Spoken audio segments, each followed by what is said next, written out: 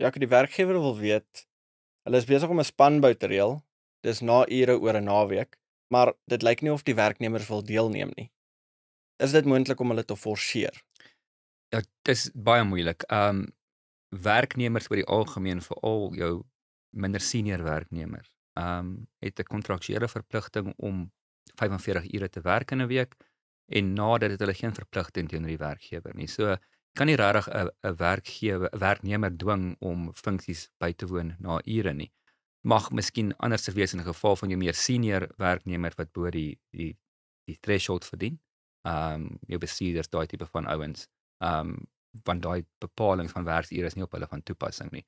So in daai geval kan jy hulle dalk forceer en sê wel jy het hierdie verpligting om te nie die besigheid vorentoe te vat, maar die res van jou werknemers gaan jy nie kan verplig nie.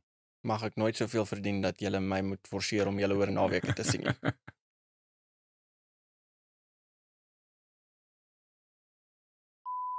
Just remind we need to cut his salary.